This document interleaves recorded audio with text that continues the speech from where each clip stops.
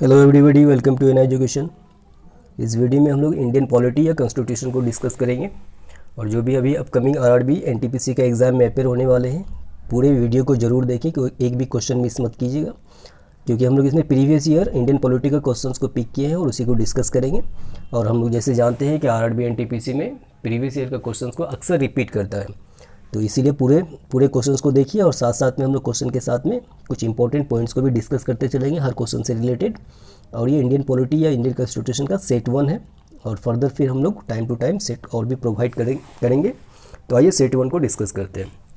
देखा जाए question number first, from which country is the fundamental duties of the Indian constitution borrowed. Indian constitution में fundamental duty को कहाँ से borrow किया गया है, कौन सी कंट्री से। ऑप्शन देख लेते हैं, यूके, यूएसए, यूएसएसआर, ऑस्ट्रेलिया। तो इंडियन कॉन्स्टिट्यूशन में फंडामेंटल ड्यूटीज़ को यूएसएसआर से बोरो किया गया है। The concept of fundamental duties has been borrowed from former USSR. अभी तो यूएसएसआर नहीं, ये ब्रेक हो चुका है 1991 में। तो जब ये यूएसएसआर था, वहीं से फंडामेंटल ड्यूटीज़ को इंडियन कॉन्स्टिट्यूशन में बोरो किया गया था। और जो हम लोग का ओरिजिनल कॉन्स्टिट्यूशन था, जो ओरिजिनल कॉन्स्टिट्यूशन जब हम लोग एडॉप्ट किए थे, उस वक्त फंडामेंटल ड्यूटीज़ हमारे कॉन्स्टिट्यूशन में नहीं था। फंडामेंटल ड्यूटीज़ को लेटर टाइम में 1976 में फंडामेंटल ड्यूटीज़ को ऐड किया गया था बाय 42nd अमेंडमेंट एक्ट के द्वारा। तो इसे याद रखिएगा, fundamental duties in original constitution में नहीं था, इसे 42nd अमेंडमेंट एक्ट के द्वारा 1976 में फंडामेंटल ड्यूटीज़ को ऐड किया गया था। और उस वक्त टोटल फंडामेंटल ड्यूटीज़ 10 थे, लेकिन 8% फंडामेंटल ड्यूटीज़ 11 है। तो 8% total number of fundamental duties is 11, और जिस वक्त ऐड हुआ था उस वक्त 10 था। इसका मतलब एक फंडामेंटल ड्यूटी बाद में फिर ऐड हुआ है। तो ये बाद में जो एक फंडामेंटल ड्यूटी ऐड हुआ है वो कब ऐड हुआ है, उसको भी याद रखिएगा। 11th fundamental duty was added in 2002। 11वां ड्यूटी 2002 में ऐड हुआ है by 86th amendment act. Which amendment act? By 86th amendment act 11th duty was added. ठीक है, तो यहाँ पे जो अभी हम डिस्कस किए पॉइंट में यहाँ पे दिया हुआ, आप लोग इसे देख सकते हैं। The fundamental duties added in the constitution by 42nd amendment act in 1976। Fundamental duties को इंडियन कॉन्स्टिट्यूशन में 42nd अमेंडमेंट एक्ट के द्वारा ऐड किया गया है 1976 में। 8% total number of fundamental duties 10 + 1 that is 11। 10 जब ऐड हुआ था 1976 में, इन 1 को बाद में ऐड किया गया है 11th ड्यूटी को, और वो 11th ड्यूटी कब ऐड हुआ है? 2002 में बाई 86th अमेंडमेंट एक्ट। तो क्लियर हो गया फंडामेंटल ड्यूटीज से। और फंडामेंटल ड्यूटीज से कुछ भी अगर क्वेश्चन आएगा तो होपफुली हम लोगों से नहीं छूटेगा। ये क्वेश्चन आरआरबी एनटीपीसी 2016 में पूछा गया था। चलिए next question number second, Gandhian principles have been incorporated in the constitution in. Gandhian principle को इंडियन कॉन्स्टिट्यूशन में कहाँ पे स्थान दिया गया है, इनकॉर्पोरेटेड कहाँ पे रखा गया है। ऑप्शन देख लेते हैं, the fundamental rights, fundamental duties, preamble, या फिर directive principles of state policy. तो गांधीयन प्रिंसिपल को रखा गया है ऑप्शन डी, डीपीएसपी में। DPSP that means directive principles of state policy. और हमारे कॉन्स्टिट्यूशन में जो directive principles of state policy है, मेनली 3 प्रिंसिपल से बना है। ठीक है, directive principle of state policy में 3 प्रिंसिपल से 3 प्रिंसिपल पे बेस्ड है। वो 3 प्रिंसिपल क्या क्या है? Socialist principle, Gandhian principle and liberal principle. तो हम लोग यहाँ पे देख सकते हैं गांधीयन प्रिंसिपल इंडियन कॉन्स्टिट्यूशन में कहाँ पे रखा गया है? Directive principles of state policy में इसे इनकॉर्पोरेट किया गया है। ठीक है, तो ये था आरआरबी 2013 का क्वेश्चन।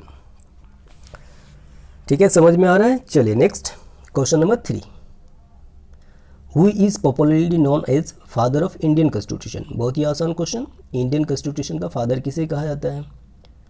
हम लोग जानते हैं इसका आंसर क्या होगा, B R Ambedkar. Option B, ये आरआरसी 2012 का ये क्वेश्चन था। चलिए next question number 4, which important human right is protected in article 21 of the Indian constitution. Indian constitution में अंडर आर्टिकल 21 इनमें से कौन सा इंपॉर्टेंट ह्यूमन राइट प्रोटेक्टेड है? Important human right is protected in article 21, article 21 में देख सकते हैं। ऑप्शन ए में दिया हुआ है right to equality, option B में दिया हुआ है right to freedom of religion, option C right to freedom of speech and expression, and option D right to life and liberty. तो आर्टिकल 21 ऑफ इंडियन कॉन्स्टिट्यूशन में mention है right to life and liberty. तो हम लोग का answer हो जाएगा option D, right to life and liberty.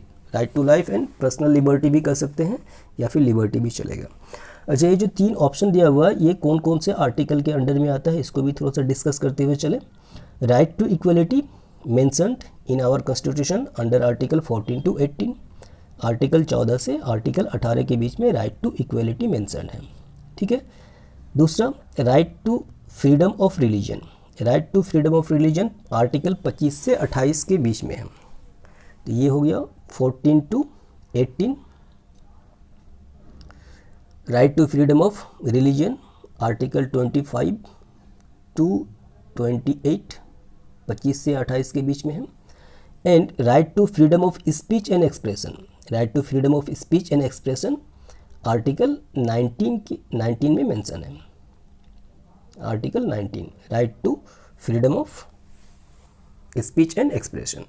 तो क्लियर हो गया। राइट टू इक्वलिटी 14 से 18, right to freedom of religion 25 से 28, right to freedom of speech and expression article 19, and article 21 में मेंशन है right to life and liberty. ये RRC 2012 का ये क्वेश्चन था। क्लियर है, समझ में आ गया। चलिए next question number 5। In accordance to the constitution protection of life and personal liberty is granted under which article. जो प्रीवियस में अभी हम लोग क्वेश्चन देखें, सेम क्वेश्चन यहाँ पे आपसे पूछा गया है कि protection of life and personal liberty grant करता है कौन से आर्टिकल के अंदर में। देख लीजिए, तो हम लोग आंसर क्या हो जाएगा आर्टिकल 21, अभी हम लोग देखे थे इसका आंसर, और ये RRB NTPC 2016 में क्वेश्चन पूछा गया है। चलिए next question number 6। Which of the following acts under the Indian Constitution is described by Article 21A? यहाँ पे ध्यान दीजिएगा, आर्टिकल 21 नहीं है, आर्टिकल 21A है। क्या कह रहा है, विच of the following act under the Indian constitution, under Indian constitution में इनमें से कौन सा एक्ट डिस्क्राइब है आर्टिकल 21A के अंडर में। ऑप्शन देख लेते हैं। Right to education, right to information, presentation of the people, representation of the people, right to freedom of religion. तो इसका करेक्ट आंसर हो जाएगा option A, right to education. Article 21A को 2002 में ऐड किया गया था by 86th amendment act. 86th amendment act के द्वारा आर्टिकल 21 को इंडियन कॉन्स्टिट्यूशन में ऐड किया गया, और ये प्रोवाइड करता है free and compulsory education under the age group of 6 to 14 years. Compulsory and free education या एलिमेंट्री एजुकेशन भी कर सकते हैं, जो चिल्ड्रेन के लिए कंपलसरी किया गया है, ठीक है। तो ये था article 21A, right to education. यहाँ पे पॉइंट में पढ़ सकते हैं, article 21A is added in the Indian constitution by 86th amendment act in 2002। तो ये अमेंडमेंट एक्ट को याद रखिएगा, डेट भी याद रखिएगा। 86th अमेंडमेंट एक्ट 2002 के द्वारा 21A को ऐड किया गया।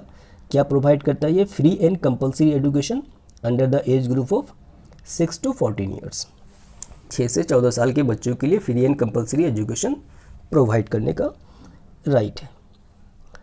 RRB NTPC 2016 का ये क्वेश्चन था। चलिए next question number 7। The Lok Sabha is called in session for at least for how many times. Lok Sabha at least कम से कम कितने सेशन बुला सकते हैं, या लोकसभा में मिनिमम कितना सेशन हेल्ड हो सकता है। हम लोग जानते हैं इंडियन पार्लियामेंट में टोटल नंबर ऑफ सेशन कितना होता है, 3।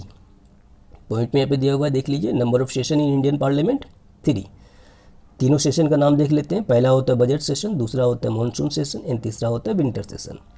बजट सेशन होता है फरवरी से मई, जून का महीना छुट्टी होता है जिसे हम लोग रिसेस कहते हैं।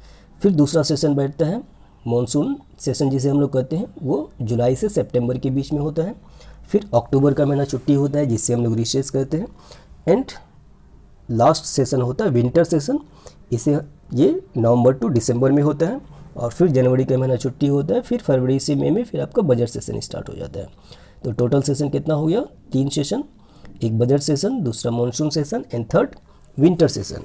अच्छा, यहाँ से एक पॉइंट और याद रखिएगा, यहाँ पे हम लोग मंथ के हिसाब से ही देख सकते हैं। Budget session is the longest session of the Indian parliament and winter session is the shortest session of the Indian parliament. तो हो सकता है कि नेक्स्ट टाइम आपसे ये पूछ ले कि लॉन्गेस्ट सेशन कौन सा है या शॉर्टेस्ट सेशन कौन सा है। तो लॉन्गेस्ट सेशन बजट सेशन होता है and shortest session winter session होता है। अब यहाँ पे ये जो 3 सेशन हम लोग देख रहे हैं, 3 सेशन में मिनिमम कितना सेशन इंडियन पार्लियामेंट में हेल्ड हो सकता है। तो हमारे कॉन्स्टिट्यूशन के अनुसार, according to the constitution, minimum 2 session must be held. ठीक है, कम से कम 2 सेशन हेल्ड होना ही पड़ेगा। ठीक है, विद इन ईयर, 1 साल के अंदर में। तो हम लोग का आंसर हो जाएगा option A, twice. Minimum 2 sessions must be held with in a year. 1 साल में कम से कम 2 सेशन या 2 सत्र को बुलाना ही पड़ेगा या 2 सेशन में बैठना ही पड़ेगा। ये आरआरबी 2006 का ये क्वेश्चन था। चलिए next question number 8। The annual financial statement, annual financial statement prepared under article 112, under article 112 में जो प्रिपेयर होता है इंडियन कॉन्स्टिट्यूशन के हिसाब से, उसे क्या कहा जाता है। Public account, consolidated account, budget या रेवेन्यू अकाउंट। तो हम लोग का आंसर हो जाएगा बजट। जो एनुअल फाइनेंशियल स्टेटमेंट प्रिपेयर होता है आर्टिकल 112 के द्वारा, 112 के तहत, उसे हम लोग क्या कहते हैं, बजट कहते हैं, जो हमारे पार्लियामेंट में ये प्रेजेंट होता है।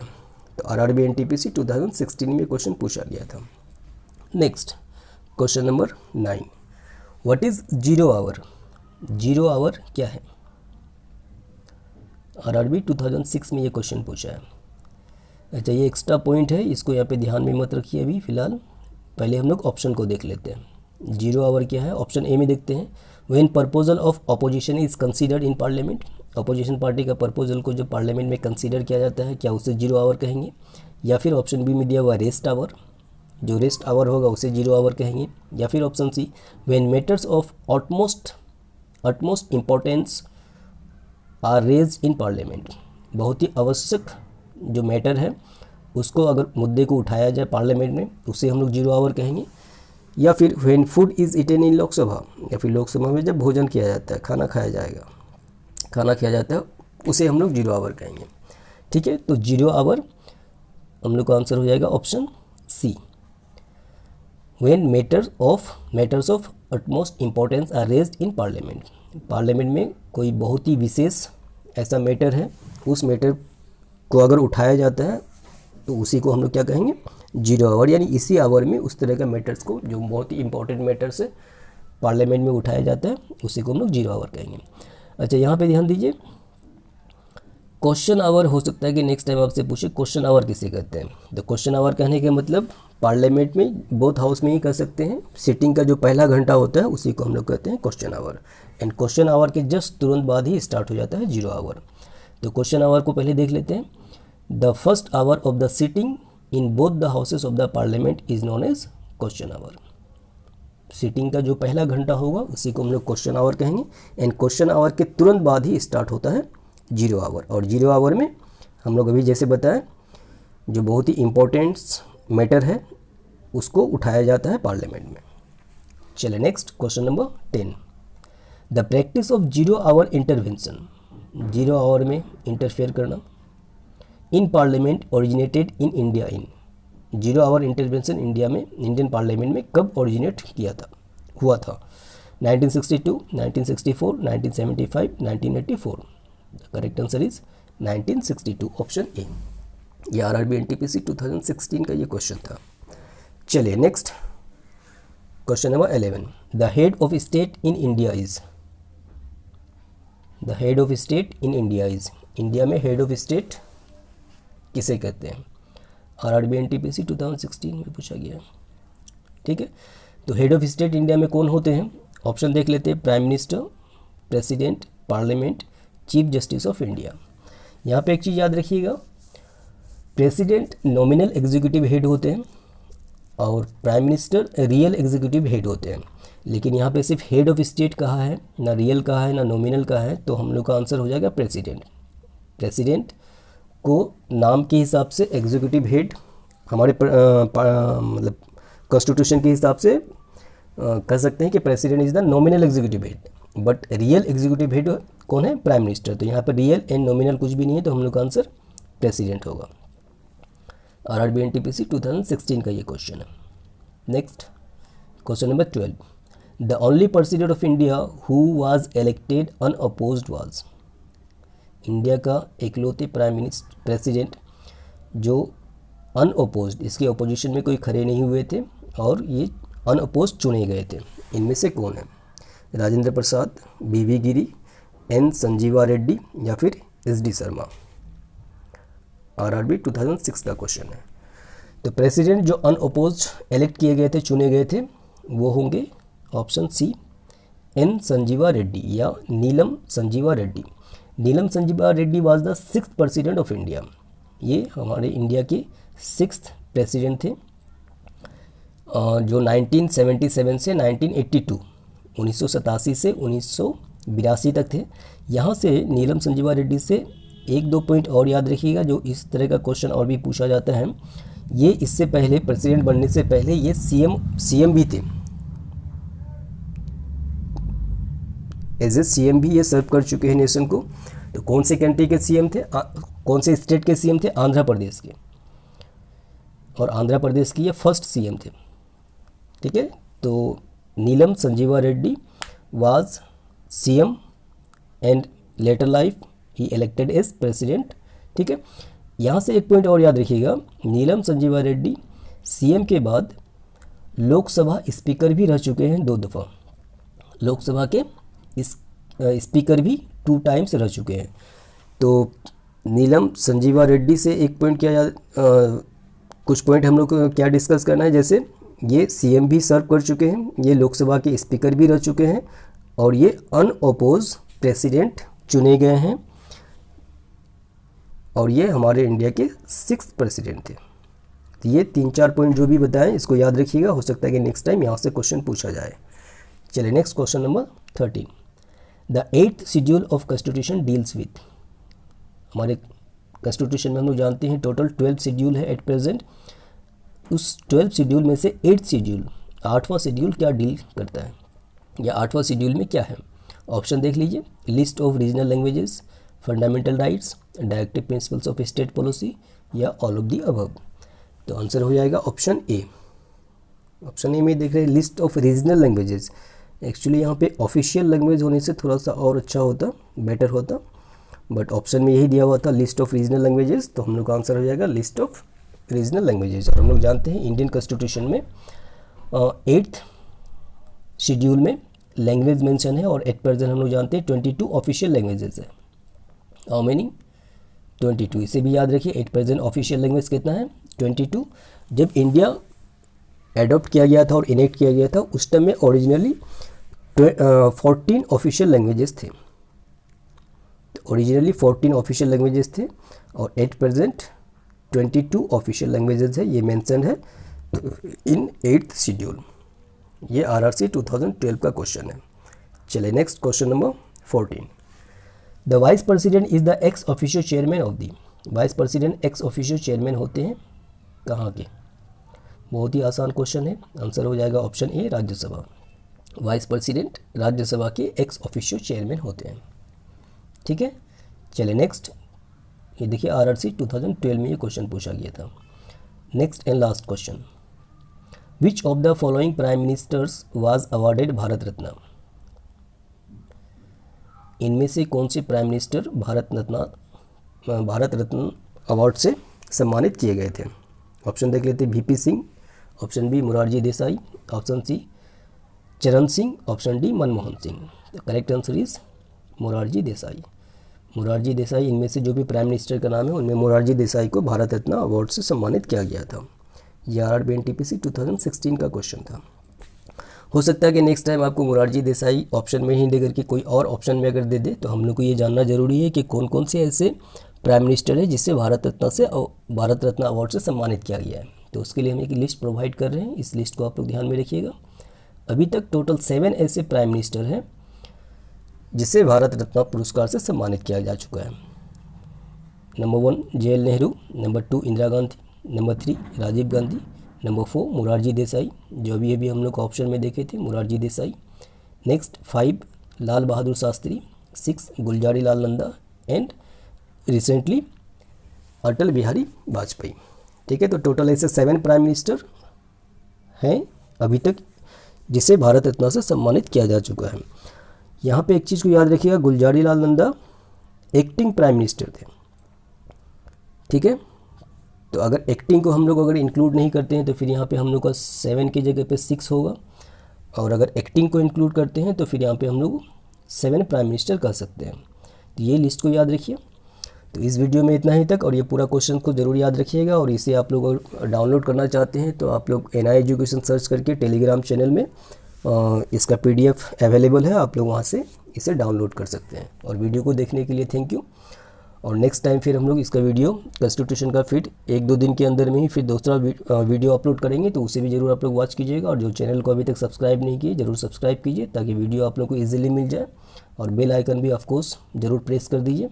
तो वीडियो को देखने के लिए थैंक यू। फिर मिलते हैं नेक्स्ट वीडियो में, तब तक के लिए गुड बाय।